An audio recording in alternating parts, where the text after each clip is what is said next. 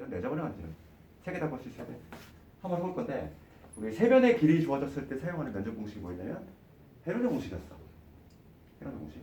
헤로데 공식 우선 모양새를 한번 적어볼게. 여기서 할 건데 헤로데 공식은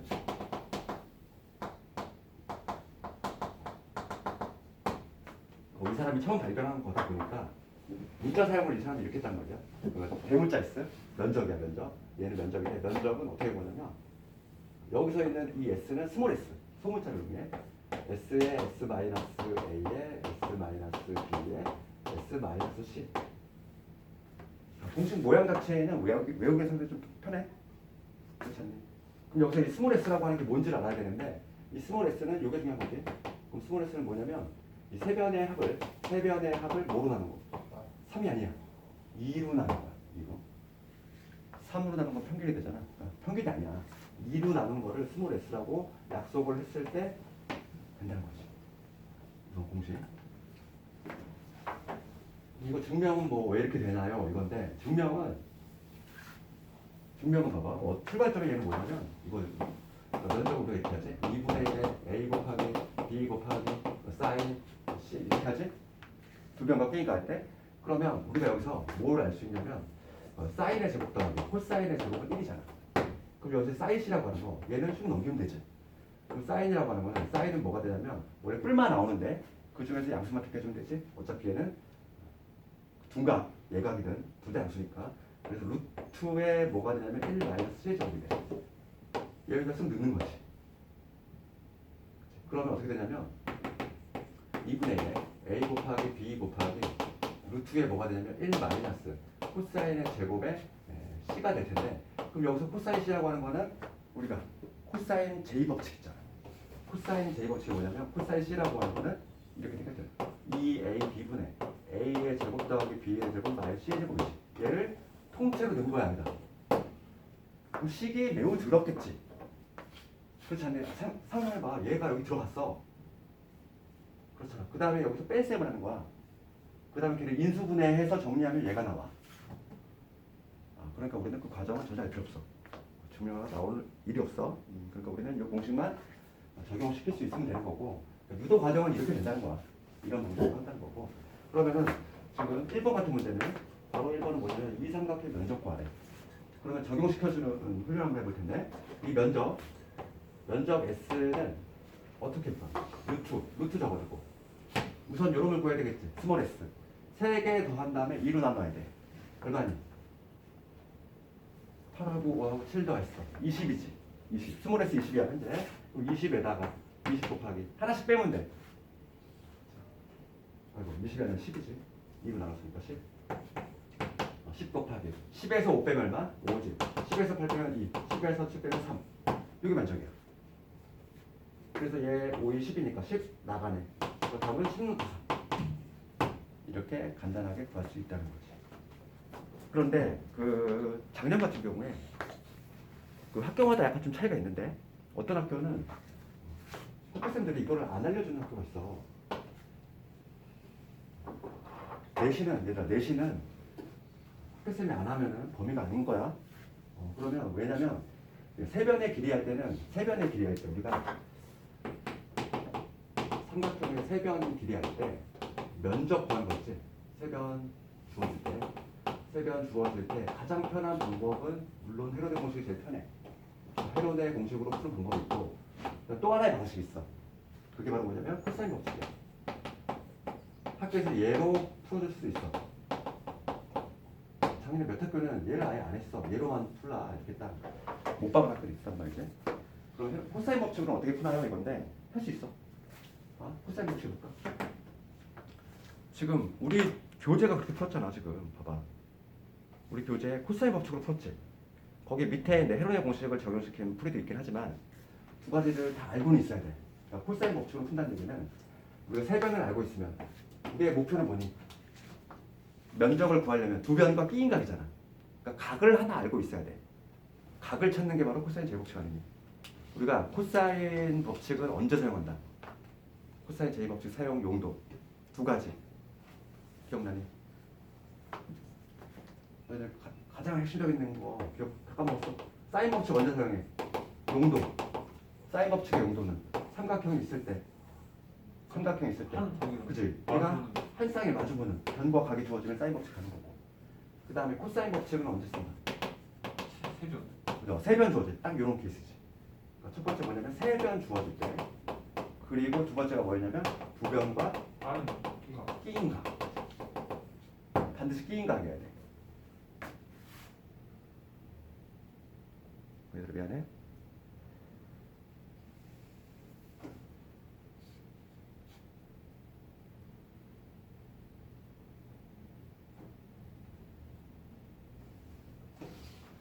두 변과 끼인 각 주어질 때 그래서 두 변과 끼인 각 주어지면은 코사인 법칙으로 하는 거지. 그러니까 두 변과 끼인 각이 아니라 엉뚱한 각이면 뭐라고 그랬니? 만약에 요게 주어졌어 이 각이 아니라 요 각이 주어지면 뭐로 가야 돼? 사인. 일로 간다고 했잖아. 왜냐면 얘가 한 쌍에 맞으면 변과 각이잖아. 그러니까 케이스마다 어디로 가야 되는지가 잡혀 있어야 돼 머리에. 한 쌍에 마주보는 변과 각이 주어지면 사인 법칙. 코사인 법칙은 언제? 세 변 주어지거나 두 변과 끼인 각 할 때. 끼인 각이 아닌 다른 각이면 사인 법칙 가야 되는 거야. 이렇게. 그러면 지금 봐. 지금 얘가 뭐냐면 세 변이 주어진 경우니까 코사인 법칙으로 해결이 가능하다고. 그렇지. 그럼 내가 여기서 코사인 C를 한번 구해볼게. 코사인 C는 공식이 어떻게 되지? 여기서 코사인 C라고 하는 거죠. 2배 5 곱하기 7 그지? 그 다음에 5의 제곱 더하기 7의 제곱 마이너스 8의 제곱 이렇게 됐지? 외울 거 이제 미루면 안 돼. 너 외워야 돼. 미루면 안 돼. 얘를 구하면 얼마니? 49에서 25 49 더하기 25 74 74에서 64 10 7분의 1 코사인 C의 값이 7분의 1이 나왔어. 그러면은 우리가 요거의 코사인의 값을 알았지. 코사인 C를 알면 반드시 뭘 할 수 있지? 사인을 알 수 있어. 코사인 C가 7분의 1이면 사인은 얼마일까? 그냥 뭐 헷갈리면 만들면 되는 거지. 얘가 7 되고 얘가 1 되겠고. 그래? 삼각형을 만들어도 되는 거고. 요게 7이고 요게 1일 수 있고. 그럼 여기 얼마니? 루트 48. 숫자가 그렇게 많이 안 되지? 좀 맞네? 그러면은 루트 48. 그럼 사인 값은 얼마냐면 7분의 루트 48. 루트 48은 6 4, 4, 16 4루트 3 4루트 3 7분의 4루트 3 사인 C는 얼마냐면 7분의 4 루트 3이다. 이걸 찾아낸 다음에 그 다음 어떻게 하면 되냐면 두 변과 끼인 각의 사인 값 면적 공식으로 따라서 면적은 이런 식으로 구할 수 있지. 2분의 1 지금 사인 C를 알고 있으니까 5 곱하기 7 곱하기 끼인 각의 사인 값 즉 7분의 4 루트 3 답이 똑같이 나와줘야 돼. 얘 나쁜 거야. 똑같이 10루트 3이 나오죠. 같이. 그치? 그래서 학교에서 헤론의 공식을 안 할 수도 있어. 안 할 수도 있어. 그리고 요즘은 치사한 방법이 뭐냐면 자꾸 괄호 넓히 문제를 내지. 그렇기 때문에 코사인 법칙으로 풀어놓고서 괄호를 잘 채울 수 있어야 돼.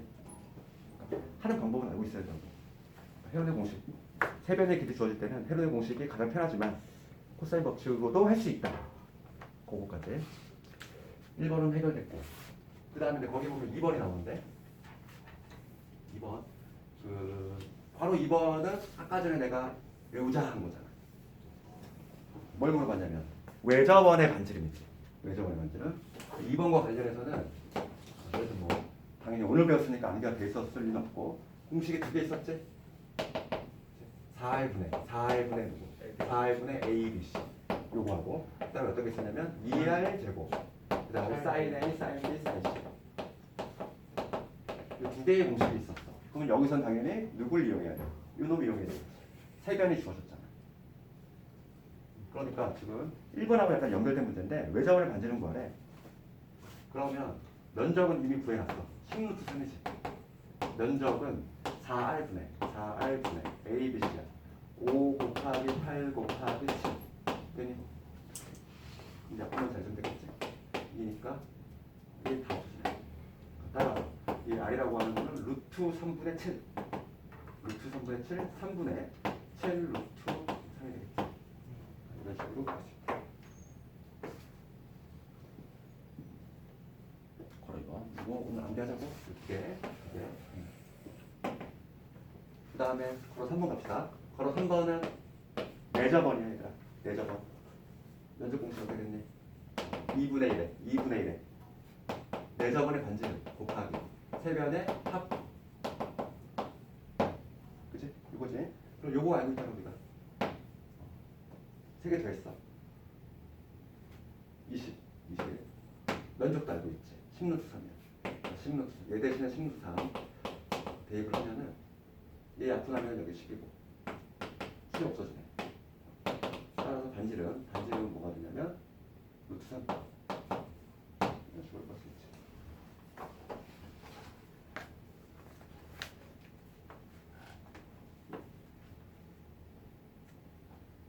그 다음에 오히려 적은 사람은 13번으로 갈 건데 13번하고 14번이 오히려 쉬워. 이거는 공식만 외우고 있다면 상당히 쉽게 풀 수 있어. 그 13번을 가보면 얘들아 봐봐 뭐라고 되어 있냐면 지금 평사야 평사. 평사는 2분의 1 달라붙함부터 안 붙지. 그래서 두 변하고 띠인가만 붙여주면 돼. 띠인각이 쌓이니까. 근데 사인을 A 값을 모르지. 면적을 알려줬잖아. 13번 그냥 식만 세우고 그거 넘어갈게. 좀 내신의 내기 좀 부적합하지? 너무 쉬워서 이건 1페이지 정도? 이런 문제지. 공식을 외우고 있으면 그걸 묻는 거니까. 그 면적이 40 나왔대. 이 면적 40은 식을 세우면 이렇게 되겠지? 8 곱하기 10 곱하기 그 다음에 P인각이 사이니까 사인 A 이런 식으로. 그럼 사인 A는 얼마다? 2분의 1이다. 그거를 만족하는 A는 예각을 구하래. 원래 사인 값은 항상 두 개 나온다 그랬지? 사인만 조심하자 됐는데 예각이다 그랬으니까 A는 몇 도? 30도 이렇게 해서. 그 다음에 14번. 이번에 뭐냐면 그 사각형인데 사각형 중에서 얘는 등변사다리꼴이에요. 등변사다리꼴. 그럼 등변사다리꼴의 특징 기억나니 혹시? 등변. 네. 그래. 대각선의 길이 같지 얘는. 이게 등변사다리꼴이야. 이게 등변사다리꼴. 등변사다리꼴이라고 했을 때 특징이 뭐냐면 이 대각선하고 요거하고 길이 같잖아 얘들아. 네. 합동이 돼가지고. 그게 등변사다리꼴의 특징인 거고. 지금 요 각이 나와 있어요. 이제 우리가 이제 일반적인 사각형, 평사 안의 사각형의 면적은 반드시 누구를 알아야 돼? 그 대각선의 길이를 알아야 되지. 얘를 모르니까 내가 x라고 적어볼게. 그러면 이거의 면적은 어떻게 보시? 얘는 2분의 1 달라붙지? 평사 아니면 2분의 1 달라붙잖아. 항상. 2분의 1 달라붙고 그 다음에 x 곱하기 x 곱하기 즉 x제곱 그 다음에 요 놈에다가 사인 30도가 되는 거지. 요게 바로 면적이야. 요게 바로 면적인데 얘가 지금 얼마다? 아 이거 구하라. 문제를 잘못 봤네. 길이 주어졌네. 여기 6이라고 주어졌네. 미안해. 6만 대입하면 되겠다. 안 주어진 줄 알았다 그러나? A식 길이가 주어졌네. 6이라고. 그러면은 요거의 값이 몇 정도 되겠지? 18 곱하기 2분의 1이니까 답은 9. 어렵지 않고.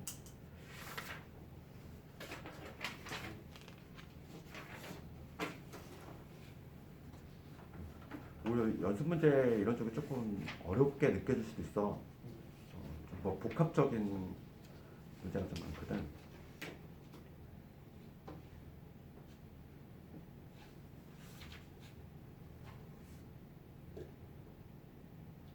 우리가 264번 했는데 265번도 마찬가지거든. 265번도 살짝 볼까? 그 연습 문제 219개 있는 거. 얘도 우리 아까 전에 했던 가장 빈출 유형이라는 그 문제야. 한 번씩 다 풀어봐야 돼. 그래서 265번을 내가 볼 건데 문제 좀 길지? 오른쪽 그림은 세 도시 A, B, C를 있는 직선도를 나타내는데 각 BAC 120도. 뭔가 보이지? 아까 전에 그 문제 넓이 이용하는 거. 265번. 넓이 이용할 건데 뭐 이러한 삼각형 있어.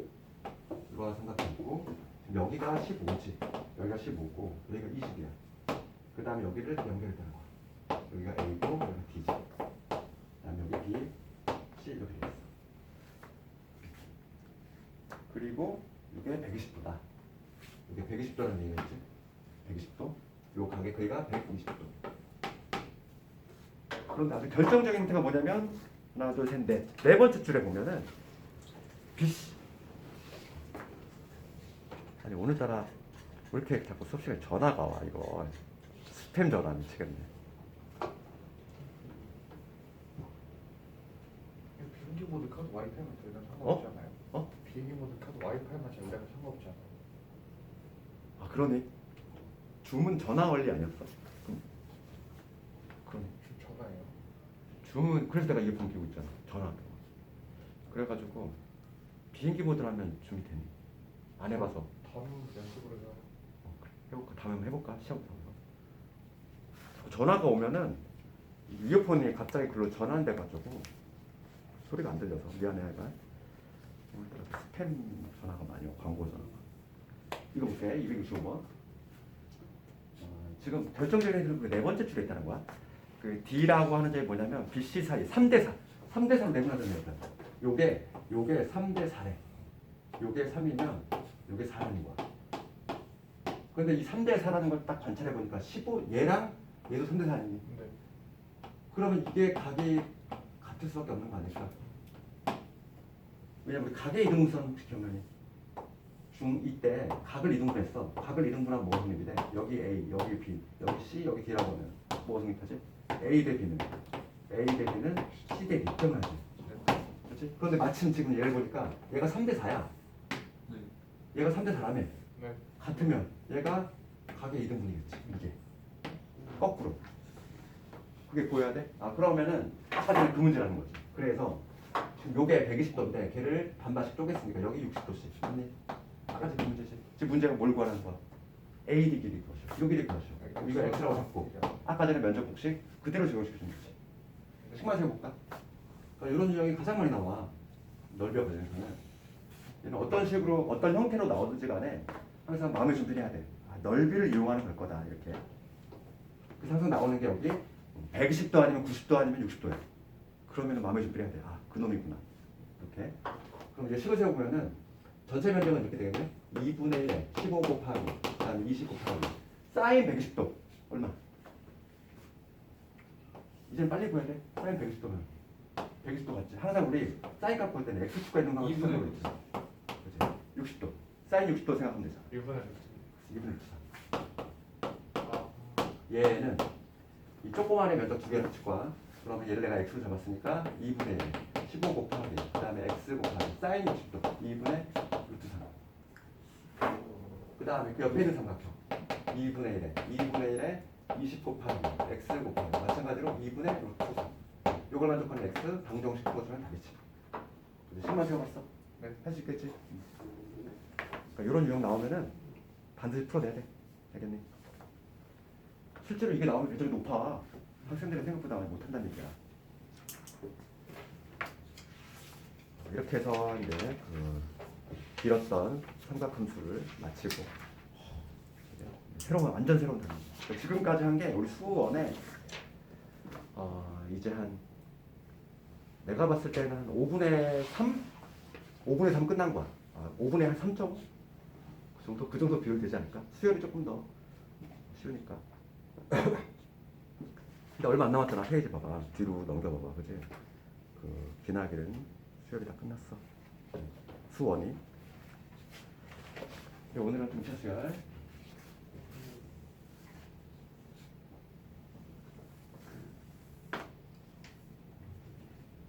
등차 수열을 해봅시다. 다음 시간에는 과목 시험, 복습 시험 좀 있고 복습 시험은 삼각함수 활용에 대해서 넓이하고 오늘 배운 넓이하고 전 시간에 배웠던 것까지 해서 활용 파트에서 어떻게 나오는지. 다음 시간에 다음 주 월요일이죠. 그러네. 일주일이네. 일주일 후네. 그러네. 얘들아 그 일요일 날 메타는 와야 돼 그래도. 그럼 그때 남자들이 월요일 나와요. 아 다음 주에. 아마 그 다음 주에 아마 그 이번 주 주말에 그 정부에서 발표한다고 하지.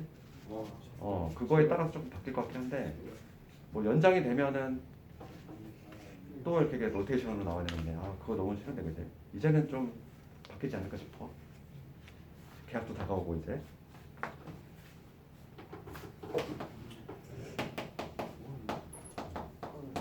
수열 개념 잠깐만 하고 좀 쉬는 시간 줄게. 지금 이제 수열 들어왔어요. 수열. 그러면 수열이라고 하는 거는 뭐야? 이렇게 돼 있어. 수열. 줄임말이지? 수열. 수의 나열이지. 수의 나열. 수를 나열했다는 거야. 그거를 수열이라고 해. 그럼 이 수열의 종류에는 뭐 여러 가지가 있겠지. 그 중에서 우리가 이제 배워야 될 거는 뭐냐면 등차 수열 그리고 등비 수열 두 개만 알면 돼. 등차 수열이라는 거 안에 이제 뭐 조화 수열이라는 애가 따로 있긴 한데 걔는 주소가 이제 등차 수열에 포함된 놈이니까 크게 보면은 우리 등차하고 등비만 있는데 그래서 이제 첫 번째가 나오는 거 보면 등차가 나와. 등차 수열. 요거에 대해서 좀 개념만 살짝 얘기하고 쉬는 시간 줄 텐데 그러면 지금 얘는 용어에 이미 다 들어가 있어. 수의 나열이긴 한데 수의 나열인데 같은 등자에 차이할 때 찾잖아. 차이가 같은 수열이야. 그럼 예를 들어서 어떤 수열이냐면 이런 거지. 수의 나열 중에서 1, 3, 5, 7, 9 막 이렇게 뻗어나가는 거. 이게 바로 뭐냐면 등차 수열인 거야. 차이가 얼마니 지금? 여기서 여기 넘어갈 때 얼마? 플러스 2였지. 여기서 이리로 넘어갈 때도 얼마? 플러스 2였지. 이런 게 바로 뭐냐면 일정하잖아. 일정하지. 플러스 2로. 이런 게 바로 뭐냐면 등차 수열이야. 그럴 때 우리가 좀 용어 정리를 먼저 할 텐데 용어 정리.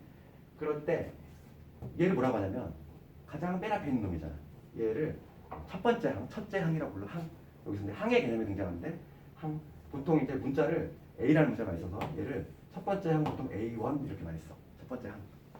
두 번째 항 A2 이렇게 쓰고 세 번째 항은 보통 A3 이런 식으로 항 번호를 옆에다가 조그맣게 붙인다는 거. 1항은 1이고 2항은 3이고 3항은 5고 이런 식으로. 그리고 보통 수열은 어떤 식으로 표현하냐면 얘를 이렇게 중괄호를 써가지고 AN 이렇게 표현해. 여기 바로 AN이라는 수열 명칭인 거지. 그럴 때 지금 등차 수열은 내가 뭐라고 했냐면 항 사이에 차이가 일정한 수열이라고 했어. 그랬을 때 그 일정한 요 값, 일정한 차이지. 일정한 차이. 걔를 뭐라고 하냐면 공차라고 해. 공차. 그 공차 아니야.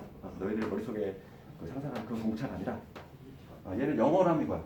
커먼, 공동의 차이지. 커먼 디퍼런스. 그래서 보통 얘를 약자를 써가지고 D라는 문자를 많이 써. 디퍼런스 차이. 커먼 디퍼런스 그 약자 공차는 D라고 표현하고 첫째 항은 보통 뭐 A1 그 다음에 혹은 뭐 A 이렇게 표현하는 거지. 그럼 여기서 내가 뭘 해볼 거냐면 한번 얘 분석해 볼까? 그럼 보자. 내가 지금 요 놈의 일반항을 배워보려고 하는 거야. 일반항이라고 하는 거 우리 일반 각도 배웠지. 그러니까 일반이라는 표현은 어찌 보면은 걔를 문자로 표현해 보는 거지. 숫자 지금 1항, 2항, 3항 이렇게 표현했는데 그러면 n번째 항은 어떻게 표현할 수 있을까 이거지.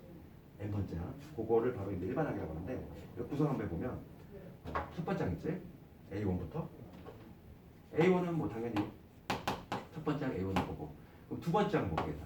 두 번째 항, 3이라고 하는 거는 어떻게 등장한 거지? 3이라고 하는 거는 첫째 항 1에다가 2를 한 번 더해서 튀어나왔지. 그렇지? 첫째 항 A1에다가 공차 D라고 그랬어. D를 한 번 더했어. 맞지? 그러면 세 번째 항은 어떻게 등장한 거야? 세 번째 항 여기 5란에는 1을 스타트로 해가지고 1에다가 2를 몇 번?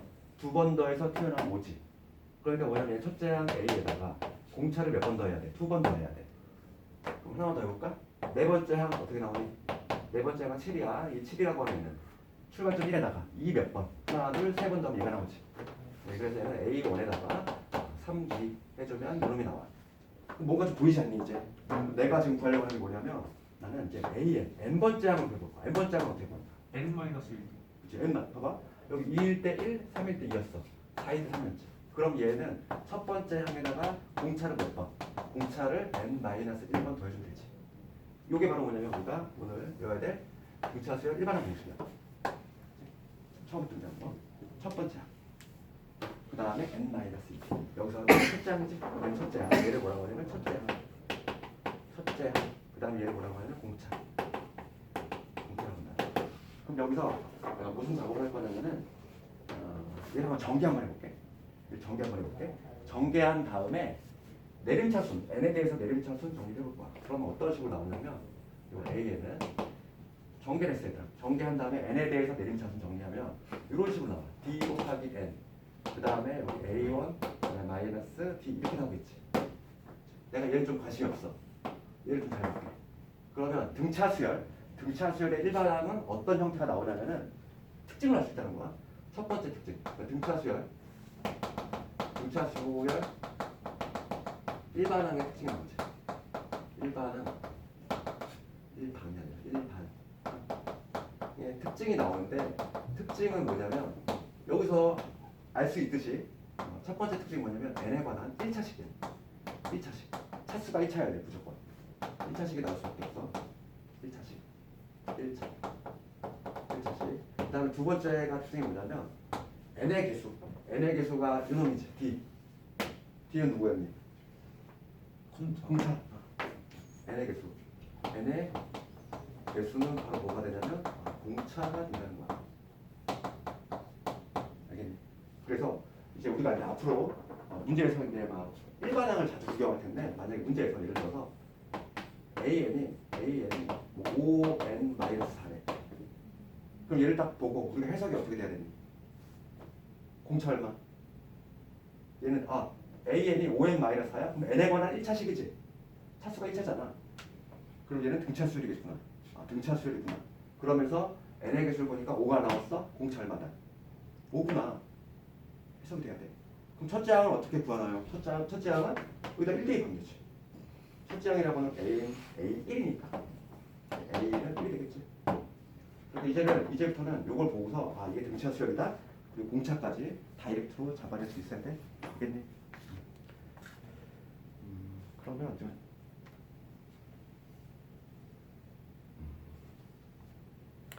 등차 중앙까지만 하고 나오기는 지금 뭐래 나왔냐면 등차 수열 일반항 요건 외워야 되더라. A1 플러스 n-1이.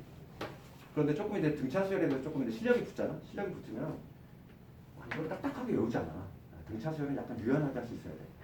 여기는 좀 문제가 어떤 식으로 많이 나오냐면은 무슨 IQ 테스트 같은 문제가 많이 나와. 너희들 그 초등학교 때 IQ 테스트 시험지를 찾아보잖아.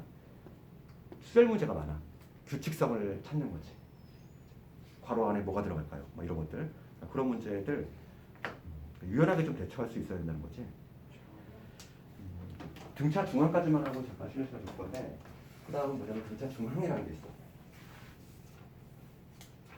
등차 중항. 중앙이 아니야 얘가. 중앙이 아니라 등차 중항. 가운데 있는 항이란 얘기야. 등차 수열의 가운데에 있는 항이란 얘기지. 그럼 보자. 어떤 세 개가 있어. 어떤 A하고 B하고 C가 있는데 이거가 등차 수열을 이루는데 얘 세 개가 등차 수열을 이루어. 그러면 등차 수열의 정의가 뭐였냐면은 차이가 일정한 수열이지. 그렇지? 차이가 일정하니까 얘에서 얘 뺀 거하고 얘에서 얘 뺀 게 같아야 돼. 그게 등차 수열이잖아. 정의가. 그럼 B에서 A를 뺀 결과하고 C에서 B를 뺀 결과가 같아야지. 그러면 여기서 B 넘어가 보고 얘 넘어가 볼게. 그러면 여기서 이 B는 A 플러스 C라는 결과가 나오고 따라서 B의 값은 뭐가 되냐면 2분의 A 플러스 C가 되지. 이게 우리가 알고 있는 그 산술평균 아니에요. 두 개 더하면 2분 하고 우리 그 수하에서 산술기하평균 배웠잖아. 그러니까 등차 중앙은 산술평균이야. 우리가 다음 시간 정도, 다음 주 정도에 배울 등비수열도 등비 중앙이라는 게 있는데 걔는 기하평균이야. 우리 산술기하평균이 갑자기 또 등장해 여기서. 그래서는 등차 중앙. 요즘은 요거에 관한 게 아주 많이 나와. 여기서 중요한 건 뭐냐면 이거야. 세 개의 수가 등차 수열을 이루면 항상 우리가 실전적으로 이제 문제를 풀 때는 요게 많이 쓰인다는 거야. 가운데 거의 두 개는 양 사이드 합과 같아. 마치 대칭함수 같은 거지. 우리 대칭함수가 그러지? 대칭함수가 항상 그 가운데 거의 두 배는 양 사이드 합과 같았지. 그 원리인 거야. 그래서 등차 중앙이 어떤 식으로 나오냐면은 봐봐. 필수예제 2번을 볼래? 내가 예를 들어서 한번 해볼게. 필수예제 2번 가지고 얘가 수능에서는 아주 문제 맛이야 얘가. 필수예제 2번 문제 볼게. 뭐라고 돼 있냐면